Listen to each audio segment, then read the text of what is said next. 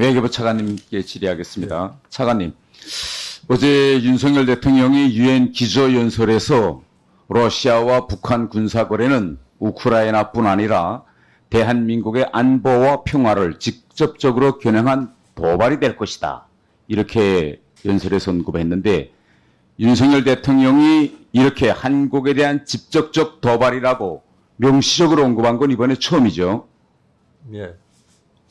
만일 정말 러시아가 북한에 이런 대량 살상 무기 관련 정보와 기술을 넘겨준다면 저는 단순한 이 도발 차원을 넘어서 한국과 러시아 관계에 대한 사망 선고, 선전포고로 우리가 받아들여야 한다고 생각하는데 여기에 대해서는 어떻게 생각하십니까?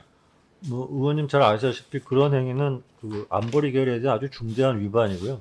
그다음에 우리 한반도의 안보에 대한 직접적인 위협 요소를 더 강화시켜주는 행위이기 때문에 저희로서도 그대로 묵고할 수 없는 것이고 당연히 한러 관계에 상당히 부정적인 영향을 미칠 수밖에 없다고 봅니다. 어제 대통령이 유엔 연설에서 이렇게 북한과 러시아 간의 이런 엄중한 군사거래가 이루어진다면 대한민국과 동맹, 우방국들은 이를 좌세하지 않을 것이다. 이렇게 언급했습니다.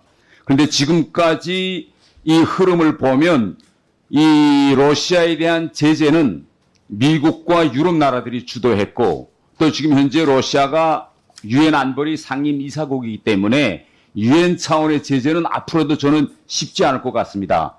그런데 진짜 우리가 물증적으로 러시아가 북한에 이런 대량 상상 무기 정보 기술을 넘겨줬다는 것이 증명되는 경우에는 우리가 자세하지 않겠다고 했는데 그럼 뭐이 달라지는가요? 가령 이하면 우크라이나가 지금까지 우리한테 요구했던 그런 직접적인 군사적 지원, 우크라이나에 대한 이것도 가능성이 열리게 되는 겁니까? 그 러시아가 북한에 대한 그런 어떤 중요한 군사 협력의 물증이 확인될 경우에는 저희가 지금 아까 의원님 말씀처럼 이제 안보리 결의가 현재 잘 작동은 하지는 않지만 예. 미국이나 또는 일본이나 EU나 이런 서방 진영과 또는 우리랑 뜻을 같이 하는 나라들과 협력해서 제재에 공조를 할 수도 있고요. 또 저희가 당연히 독자 제재를 할 수도 있을 겁니다. 그리고 그 우크라이나 지원 문제에 관해서는 아까 제가 조금 전에 말씀드렸다시피 한러 관계에 상당히 부정적인 영향을 미칠 것이다 하는 답변으로 가름하도록 하겠습니다. 그러니까 지금까지 우크라이나에 대한 제재 이거는 주로 미국과 그 우크라이나와 러시아와 국경을 접한 유럽 나라들이 주도했고 목소리도 높였거든요. 우리는 한 발 물러서서 인도적 지원에 국한시켰고 그런데 진짜 우리 국민의 생명과 안전을 위협하는 이런 러시아의 북한에 대한 군사적 지원이 증명되면 우리 정부의 정책 기조도 저는 완전히 달라져야 된다. 저는 이렇게 생각합니다. 그리고 지금 제가 추가로 또 질의할 거는 지금 현재 우리가 최근에 북러 간의 무기 거래가 이게 점점 이게 밀착되면서 러시아에 대한 강경한 태도를 보이고 중국에는 약간 한 발 다가서는 모습을 보이는 것 같은데 여기에 대해서 어떻게 보십니까? 우리가 중국과 러시아에 대해서 이 관계를 차별화하고 있는 거 이게 맞습니까 지금? 그것은 관계를 저희가 차별화한다기보다는 네. 러시아의 경우는 안보리 결의가 있음에도 불구하고 러북 간의 무기 거래라든가 또는 군사협력 가능성 등이 보여지면서 서로 접근하는 모습이 보이니까 저희가 당연히 저희가 해야 될 소리를 하는 거고요.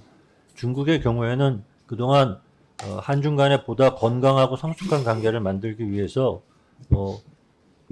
의원님도 잘 아시다시피 이제 그 어떤 일정의 과정이 있었고 지금은 그 과정을 어느 정도 지나면서 최근에 대통령께서도 중국 총리하고 면담하셨듯이 이제 다시 소통이 재개되고 있는 상황이고 그런 측면에서 총리께서 항저우 아시안 게임에도 참석하셔서 이웃 국가의 행사에 축하를 해주고 소통을 더 강화하는 그런 행보라고 보시면 될 것 같습니다. 그럼 이번에 우리 한덕수 총리가 중국 아세안 게임에 참석하는데 이것도 우리 정부 쪽에서는 한중 관계를 좀 잘 해보려는 그런 하나의 시그널로 이렇게 우리가 평가할 수 있겠습니까? 저희 당연히 한중 관계를 잘 관리해서 나가려는 그런 어떤 저희의 의지가 담겨 있는 행보라고 보실 수 있을 것 같습니다. 네. 그 다음에 이제 다음 주에 우리 한중일 부국장급 회의가 서울에서 열리죠. 네. 그 다음에 26일에는 한중일 외교부 차관보 회의가 열리고 네. 이 회의가 이렇게 연속적으로 열리는 것이 한중일 정상회담 준비 차원에서 이렇게 열리고 있는가요? 그 한중일 회의는 아시다시피 그 부국장 회의부터 쏘 그다음에 외무장관에서 정상회의까지 하나의 이제 세트로 되어 있기 때문에 당연히 정상회의 정상회담 준비 차원으로도 볼 수 있다. 이렇게 됐죠.